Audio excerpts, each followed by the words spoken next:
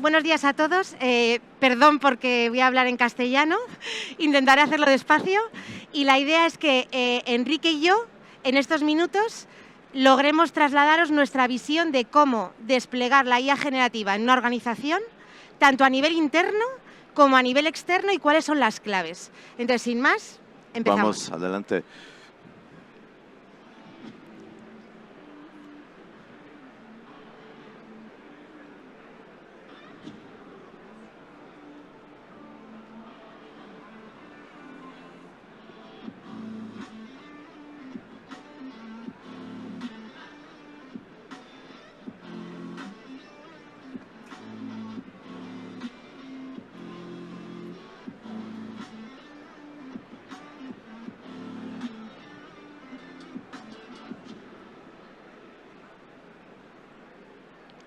Bom dia a todos. Então, sou Henrique Florido, diretor de dados e inteligência artificial da Minsight do Brasil, e vou comentar um pouco com vocês sobre o contexto que nós temos, o que aconteceu ao longo dos últimos períodos e como nós chegamos no tema dessa palestra. O importante para comentar aqui no princípio da nossa fala é entender o que foi o ano de 2023 e o que está acontecendo agora em 2024.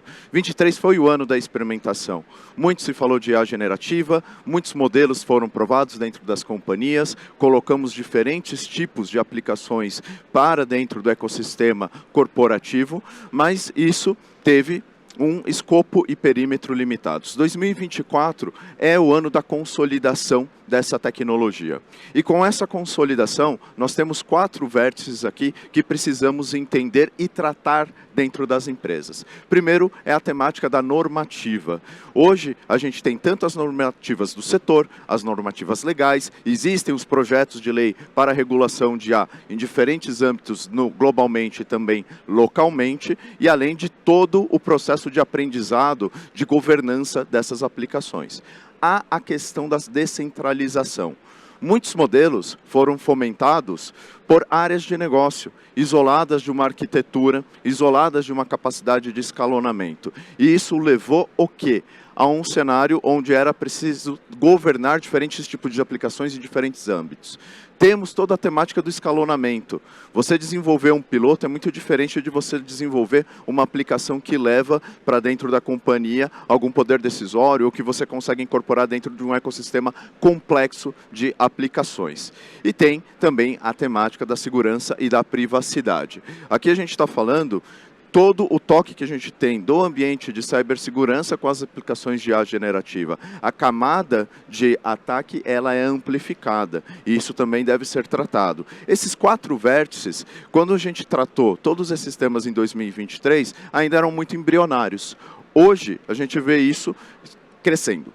E aí tem a questão do que nós colocamos de efeito bola de neve. Se você não tratar toda a temática da normativa, não tratar a temática da descentralização, do escalonamento e da cibersegurança, você não consegue efetivamente extrair valor das aplicações que estão sendo desenvolvidas. Então isso nos demanda o quê? Uma estratégia unificada, escalável, que tenha aí bases de arquitetura e seja possível incorporar dentro dos ambientes das organizações. E isso nos leva a um ponto de como aplicar a IA generativa dentro do ambiente de projetos. Não é só uma questão de fazer a aplicação de uma LLM ou fazer uma chamada de API ou colocar um chat GPT para funcionar. Você tem toda essa questão do prompt, sim, e muito se falou de engenharia de prompt, como que fazer a melhor pergunta para uma LLM, mas também nós temos 2 outros pilares, que é a questão do contexto. Então, como que eu enriqueço e retroalimento essas aplicações com o contexto da minha empresa para me dar respostas mais assertivas, e também tem toda a questão do monitoramento.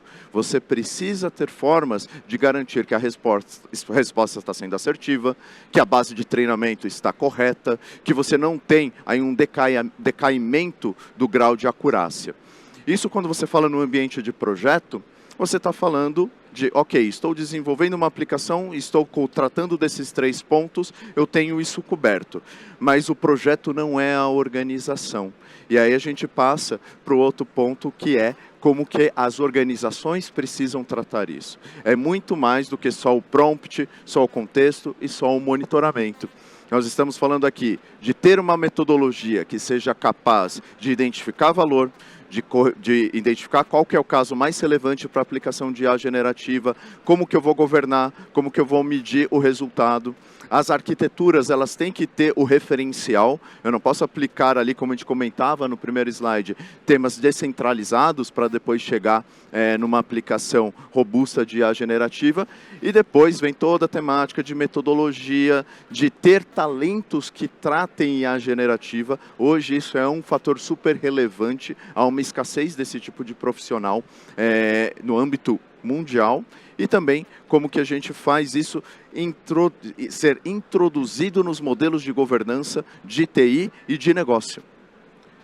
E aqui não é só IA generativa. A gente precisa também entender o conhecimento. Sem dados, nós não temos aplicações de IA.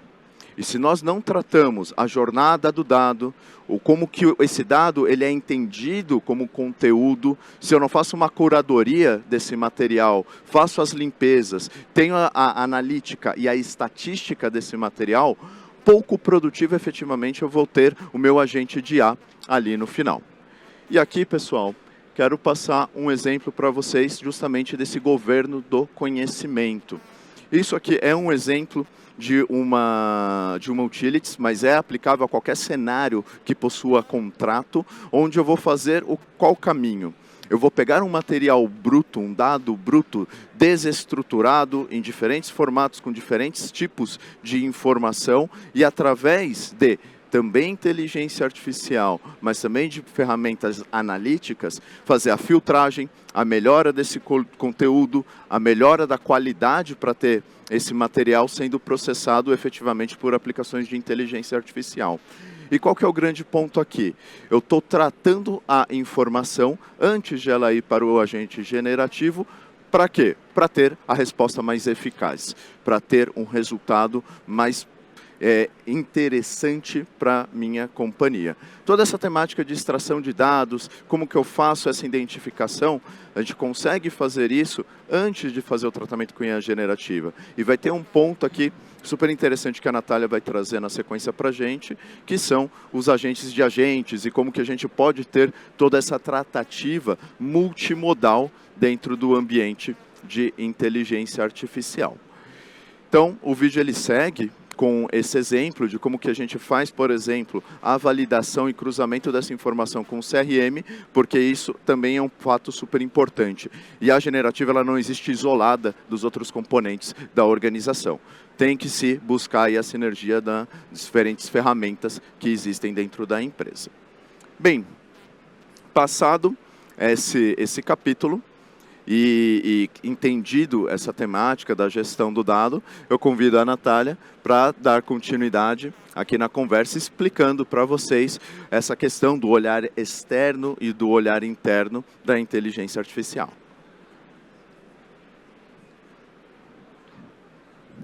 Bien, ya tenemos las claves de cómo aplicar la IA generativa. Ahora lo que tenemos que ver es dónde. Y entonces aquí tenemos que hacer una mirada interna y externa, doble mirada. ¿Por qué? Porque las compañías tienen mucho que transformar dentro en cómo hacen los procedimientos, en cómo gestionan el software y mucho hacia afuera en cómo gestionan a sus clientes. Entonces vamos a ver esta doble mirada, la externa y la interna. Vamos a empezar por la interna. ¿Por qué? Porque la realidad es que por el contexto normativo de incertidumbre, muchas veces las compañías están apostando primero por transformarse internamente y ver el potencial de la IA generativa dentro. Y sí que están empezando a experimentar en cómo aplicarlo hacia afuera. Entonces, la mirada interna. ¿Qué vamos a hacer? Transformar la forma en la que hacemos las cosas. No solo los procedimientos, sino también la forma en la que gestionamos el software. Porque la IA generativa ha venido a transformar nuestro procesamiento de software. ¿Y qué palancas tenemos? Tenemos dos. Una es los copilotos. ¿Qué son los copilotos? Son herramientas comerciales que nos ofrecen compañías como Microsoft, Amazon, Google, IBM, ¿vale? Que son herramientas que sirven para el programador, para su día a día, para acelerar sus tareas de documentación, de desarrollo, de modificación, de testing. ¿Y qué es lo que tenemos que conseguir como organización? Que nuestros desarrolladores se conviertan en los mejores pilotos de esas herramientas, ¿vale? Porque la herramienta me la ofrecen otros, pero hay que saber usarla y exprimir hasta el máximo su potencial. Pero no solo tenemos copilotos, tenemos que ir más allá, tenemos que buscar otro tipo de aceleradores que nos permitan una gestión mucho más eficiente de nuestros procedimientos, tanto a nivel de procesos como de gestión de software.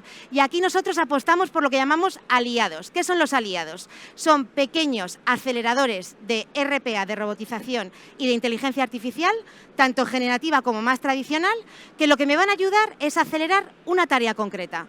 Por ejemplo, ¿cuántos sistemas tenemos en los bancos que son legacy, que muchas veces las personas que los desarrollaron ya no están y no están documentados? Bueno, si yo soy capaz de hacer un asistente formativo que me ayude a que una persona que venga nueva a esa aplicación pueda preguntarle lo que quiera del funcionamiento y sea capaz de contestarle, ya sea a nivel funcional como a nivel incluso de cómo acceder a los datos del modelo de datos o a nivel de procesos, bueno, pues eso soy capaz de hacerlo con un aliado. También soy capaz de generar formularios. Por ejemplo, me llega un correo con una reclamación, con un montón de documentación, documentación escrita, documentación digital, fotos. Yo tengo que ser capaz con esa documentación de generar el alta de una reclamación. Eso ya lo puede hacer la IA con ayuda de un robot. Pero además, pensemos en la gestión del software a futuro. ¿Qué sería lo ideal en un sistema? Que si me llega una incidencia, esa incidencia automáticamente se clasifique y se asigne a quien tiene que resolverla, que no tiene por qué ser una persona. Podemos decidir en base a la incidencia, incluso su criticidad, si la resuelve una persona o puede resolverla un agente generativo. Pero además ese agente generativo no solo se le asigna, sino que es capaz de resolverla end-to-end. Entonces, eso es un poco hacia dónde tiene que ir la gestión del software. Es decir, no solo ayudar a nuestros programadores a que en el día a día con herramientas vayan de una forma más eficiente, incluso generando código de mayor calidad, sino que además en la gestión end-to-end del software tenemos que incluir aceleradores que me ayuden desde la estimación, asignación hasta la resolución. Y no solo en la parte de software. Todos los procedimientos de la compañía tienen siempre trámites administrativos que son capaces ahora de ser asistidos con robots y IA generativa. Vamos a profundizar un poco más en la parte del copiloto, porque, como siempre digo, el copiloto no va de repartir licencias a los desarrolladores. No, hay que entender muy bien cuándo tiene sentido y cuándo no, y qué me va a aportar, y además hay que enseñar a utilizar la herramienta. Entonces nosotros vemos 3 etapas en la implantación de un copiloto. La primera es focus group, es decir, testar internamente en mi ecosistema de mi organización hasta dónde puedo llegar con esa herramienta de copilotaje. ¿Y cuál es mi objetivo al final? Establecer lo que llamamos una matriz de productividad, es decir, la eficiencia que me aporta esa herramienta dentro de un lenguaje de programación, de una tarea concreta y también de un rol importante. No todos los desarrolladores con el mismo nivel de experiencia se gestionan igual con la herramienta. Una persona muy especialista a lo mejor saca mucho más productividad de la herramienta y a lo mejor un junior para tareas muy básicas es muy dinámico con una herramienta de copilotaje, pero para herramientas complejas no le ayuda tanto para tareas complejas. Con lo cual, tenemos que llegar a una matriz de productividad por rol, tarea y tecnología. Y si además podemos por dificultad de la tarea, mejor. Pero esta matriz de productividad la quiero hacer en un focus group. ¿Qué hago? Junto a una serie de desarrolladores para una misma tecnología, hago un ejercicio totalmente diseñado y para ese ejercicio reparto la herramienta de copilotaje a unos y a otros no. ¿Para qué? Para comparar en base a la estimación que me hace un experto de resolución de ese ejercicio, cuánto tardan los que tienen la herramienta y los que no la tienen. Y con esto sacaré esa matriz de productividad. ¿Esa matriz de productividad es la definitiva de la compañía? No. No. Entonces, yo lo que tengo que hacer es, con el tiempo, ir monitorizando para ver que esa productividad se cumple. Pero antes de monitorizar, tengo que adoptar. O sea, yo ahora he hecho un focus group y lo que quiero es desplegar eso en toda mi organización. Pues tengo que hacer un plan. Y ese plan no es sencillo, porque tengo que ver dónde tiene sentido y dónde no. Hay tecnologías como Java que es que no hay ni que dudarlo. Hay otras tecnologías que tenemos que evaluar si tiene sentido o no, ¿vale? Pero yo diría que Java, JavaScript, .NET, PLSQL, incluso C, tiene todo el sentido de meter copilotaje.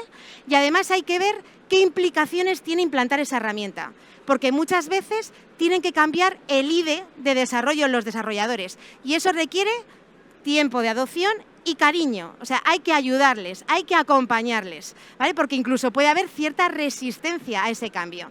Con lo cual, insisto, no repartimos licencias. Primero vemos dónde tiene sentido aplicarlo, hacemos un plan de adopción, les vemos las implicaciones que puede ser una migración de IDE y además hacemos oleadas. Si tengo un equipo muy grande de profesionales, empiezo por fases y voy metiendo a distintas personas en el equipo y voy viendo cómo funciona. Y mido, muy importante, o sea, yo mi objetivo para cuando introduzco una herramienta de copilotaje es la productividad. Tengo que medir que realmente se cumple, porque si no se cumple, algo a lo mejor no estoy haciendo bien. Y además tengo que comparar esa medición con la que yo saqué en mi focus group, con las que tengo de referencia. Y para eso tengo que tener una herramienta de medición. Y me diréis, ¿y cómo mido la productividad? No es fácil, de hecho es muy complicado. Pero hay que aprovechar cuando todavía estimamos, como cuando trabajábamos sin la herramienta, porque yo hasta hace bien poco no tenía la herramienta de copilotaje y yo estimaba de una determinada forma. Entonces, en esos primeros momentos, cuando ya soy capaz, ya me han formado en la herramienta y puedo sacar todo su potencial, ya puedo desarrollar con la herramienta, pero todavía estimo como si no la tuviese. Entonces, en esas primeras, diría, semanas, meses, que yo estimo como antes, pero desarrollo con la herramienta, es el mejor momento para medir la productividad. Y es muy importante la formación, ¿vale? Yo tengo que formar a los profesionales, cómo sacar el mayor partido, le tengo que dar las mejores prácticas, con lo cual aquí tengo que convencer a mis expertos para que realmente sean los mejores embajadores del copiloto. Aquí estamos hablando de que nosotros ya tenemos 2.700 personas copilotadas y creciendo cada día y hay productividades mínimas del 14%, incluso casi del 60% en según qué tareas y lenguajes. Con lo cual, realmente esto es una palanca de transformación que digamos que es definitiva. Y lo que comentaba, la matriz de productividad tengo que seguir midiéndola en todo lo que voy adoptando, ¿vale? Pero lo que hablábamos también, no solo me tengo que quedar en las herramientas de copilotaje, tengo otros aceleradores. Aquí hay un ejemplo de un asistente formativo que yo he alimentado con 2.000 documentos de una aplicación. 2.000 que podrían ser 3.000 o más. O sea, eso no es el problema. ¿Y cuál tiene que ser el objetivo de este asistente formativo? Que sea capaz de resolver cualquier duda a una persona que está aprendiendo algo. Puede ser un proceso de la compañía, puede ser una aplicación de la compañía y que no solo le conteste la pregunta, sino que realmente le lleve al sitio donde ha obtenido la respuesta. O sea, la IA generativa, cuando responde, no tenemos que creerla porque sí. Tenemos que ser capaces de, a la persona a la que le estamos dando la respuesta, ofrecerle el camino que nos ha llevado a la respuesta, el trozo de texto, el documento concreto donde hemos obtenido la respuesta. Y además, esa persona tiene que darnos el feedback. El feedback en la IA generativa es clave. ¿Por qué? Porque realmente es el que me va a hacer aprender. Me va a hacer aprender si una respuesta no es correcta, tengo que revisar por qué no es correcta y tengo que hacer que sí sea correcta, ¿vale? Y además, tenemos que definir la estrategia de cómo la IA generativa aprende esa documentación. Cuando yo tengo un sistema que es, digamos, muy estable, no tengo ese problema. Pero la realidad es que hay procedimientos de compañía o sistemas que están en continua evolución, con lo cual yo tengo que definir mi estrategia de actualización de esa documentación. Hay que ponerle mucho cariño a que el documento esté bien, pero además hay que ponerle mucho cariño en que la IA aprenda lo que tiene que aprender, ¿vale? Incluso hay que ir más allá. Cuando yo estoy preguntando, la IA tiene que ser capaz de sugerirme nuevas preguntas, porque a lo mejor a mí no se me han ocurrido. Entonces, a la persona que está preguntando, yo le voy a sugerir, oye, ¿te gustaría saber, además de los estados de facturación, por qué puedo cobrarlos o no puedo cobrarlos cuando está en este estado? Esa es la IA generativa perfecta. Y además una IA que no solo me habla de funcionalidad, sino que me diga el programa concreto, técnico, donde yo tengo que modificar algo para revisar los estados de facturación. O sea, no solo la parte funcional, sino la parte también técnica de una aplicación. Vale, esto es la mirada interna. Hemos dicho que teníamos 2 palancas, copilotaje y aceleradores. Aceleradores no solo de IA generativa, muy importante, porque ahora hay cierta tendencia a lo que llamo yo la generativización extrema, y es que todo se quiere hacer con IA generativa. No, lo ideal es evaluar, y evaluar por personas que conocen ambos mundos, la IA más tradicional y la IA generativa, para ver cuándo tiene sentido una y cuándo no, ¿vale? Pero ahora vamos a ver la visión externa. Cómo la IA generativa nos puede ayudar a transformar la forma en la que gestionamos a nuestros clientes, ¿vale? ¿Hacia dónde vamos? Vamos hacia un modelo que se llama agente de agentes. ¿Eso qué es? Es que yo realmente tenga una interfaz, que puede ser un bot, puede ser un canal, puede ser un avatar, ahora hablaremos de eso, pero que yo le declare mi intención, es decir, ¿qué es lo que quiero saber? Puedo intentar saber qué producto es el mejor para asegurarme, puedo intentar declarar un problema que he tenido con una transacción bancaria, o sea, realmente yo puedo tener muchísimos tipos de problemas. Yo le declaro mi intención y él automáticamente me enruta a la gente que mejor puede resolver mi problema. Es decir, a los clientes no les podemos dar 80 bots diferentes. No, a este le preguntas sobre seguros, a este le preguntas sobre problemas con las transacciones, a este con problemas de la tarjeta, a este por qué no veo mi saldo en cuenta. No, tiene que ser un único agente y ese agente me derive al agente especializado que va a resolver mi problema. No podemos, digamos, a los clientes invadirles de muchos agentes, porque al final no sabrán a cuál acudir, ¿vale? Entonces, el concepto agente de agentes es el futuro. Y esos agentes, al final, van a agentes especializados. A día de hoy, pueden ser agentes personales, que son los que a día de hoy nos atienden por el teléfono, por ejemplo, o pueden ya ser agentes virtuales. Eso ya será una decisión de la persona incluso o del canal que has cogido de inicio, ¿vale? Y esos agentes, al final, en el caso del agente personal, tienen que estar totalmente acompañados. La IA generativa ha venido para eso, para ayudar a la persona que atiende por teléfono. Entonces, ahí, tanto en el onboarding, es decir, cuando una persona llega nueva a un call center y tiene que atender, tiene que aprender todos los conceptos que tiene que manejar para poder atender perfectamente, pero además no solo en el onboarding, sino que en el día a día puede tener un asistente que le ayude con las consultas. Pero el agente virtual también tiene ayuda. El agente virtual puede tener su texto, puede tener su voz, puede tener incluso su imagen vía avatar, pero al final tiene que también apoyarse en distintos motores, que son los mismos que utilizará el agente personal, que son el asistente cualificado que le va a dar información sobre el cliente que está atendiendo, el agente resolutor que para una incidencia sea capaz de darle la solución al agente virtual o al agente personal, y el asistente recomendador, que a nivel comercial sea capaz de ayudar al agente virtual y al agente personal a recomendar el mejor producto para una necesidad. Con lo cual, al final hablamos de motores basados en IA, que son los que ayudan tanto a los agentes personales como a los virtuales. Todo esto, por supuesto, con los habilitadores que ya ha comentado Enrique. Tenemos una arquitectura por debajo que me va a ayudar y un gobierno del conocimiento.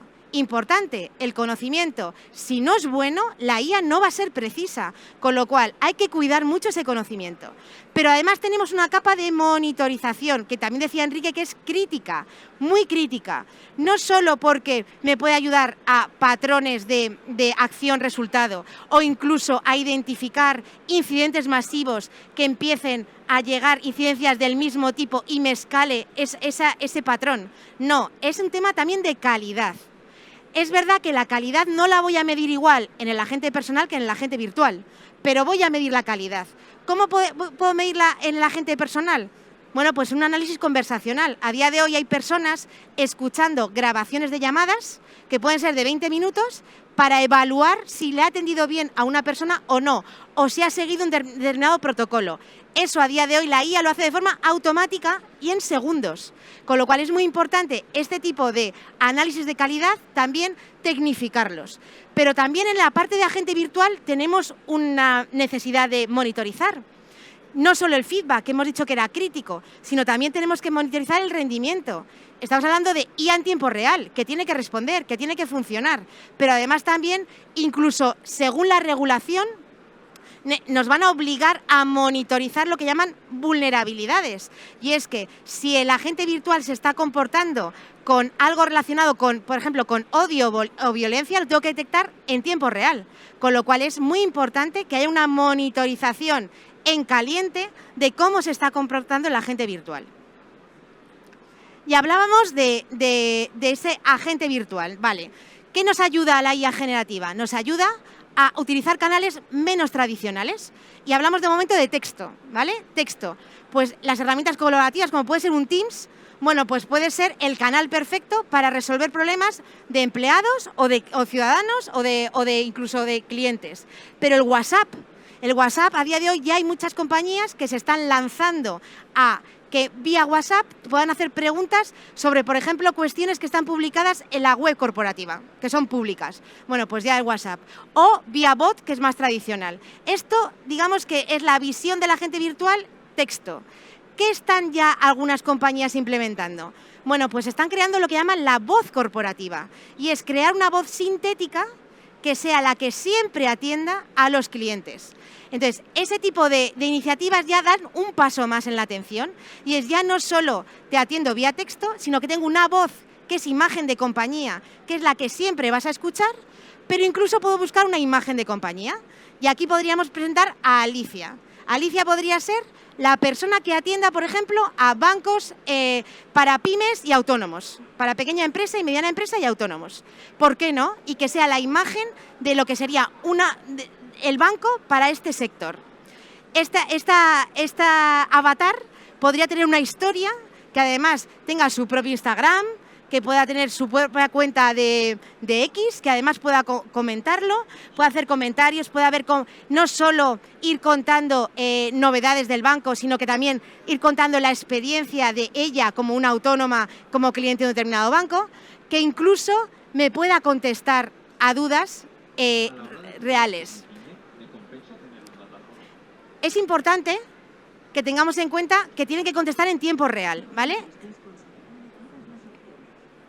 Y yo le puedo enseñar cualquier cosa sobre el funcionamiento de mi banco y Alicia tiene que ser capaz de contestarme, ¿vale? En tiempo real, insisto, y además incluso podría ser físicamente. A Alicia en otro evento la hemos metido en una caja holográfica que realmente es 3D, o sea, podría estar en una sucursal en 3D y que las personas casi pudiesen tocarla. O sea, que decir, ese es el futuro. El futuro es digamos, que la atención tenga cara y ojos e incluso esté muy próxima físicamente si es el caso. ¿Enrique? E aqui, pessoal, o que nós estamos falando? Primeiro, é uma questão de análise conversacional. A gente está falando aqui essencialmente de 4 grandes componentes. Um é o speech to text, isso é possível de utilizar de componentes de hiperescaladores, onde eu vou fazer toda a transformação do áudio a texto. Existem alguns fatores relevantes aqui, como, por exemplo, a qualidade do áudio e a diarização, saber quem está falando, em qual momento, taguear esse áudio, saber o percentual de erro por palavra, o percentual de erro por diarização. Depois vem toda uma mecânica aí que sim aplicada com inteligência artificial de análise de tom e sentimento.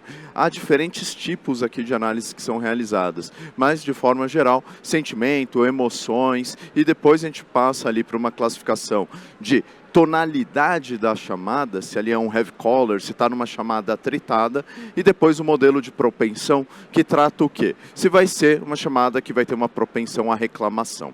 E isso a gente pode fazer via uma série de análises, inclusive clustering e somando toda a análise de sentimento que nós tivemos no passo anterior. E aqui eu trago um outro exemplo, que é o Audio Fact Checking. É uma aplicação que foi desenvolvida para identificar áudios clonados ou editados ou que sofreram algum tipo de alteração. Essa aplicação é interessante porque ela faz toda uma análise espectral, mas também da tonalidade, da voz, da frequência do áudio. E a gente tem aqui uma série de análises acontecendo. Se o ruído de fundo ele é sintético ou não, se há cortes, se há uma temática de tempo aqui aplicada, se há uma base aqui comparativa para ter uma análise mais acurada. Isso ajuda muito. Esse tipo de modelo, ele é baseado em treinamento real, ele é padronizado para ter pedaços de áudio equivalentes para permitir a análise, Um fato super relevante aqui é a gente fazer a calibração dos hiperparâmetros desse modelo, que é identificar o que é ruído de fundo, o que não é, qual que é o peso que eu dou para isso, que peso que eu dou para a frequência, que peso que eu dou para a questão de tempo, para a questão de tom, e depois eu faço a inferência. Aqui nós temos um áudio que passou por essa análise, e vocês percebem que é um áudio que ele é um pouco diferente, tem ruído, tem uma série de inflexões, e poderia ser considerado um áudio clonado. Mas quando nós passamos pela ferramenta, ela dá um grau de baixo para clonação. Então ela nos auxilia, mesmo com áudios com qualidade ruim, determinar se é ou não é um áudio clonado.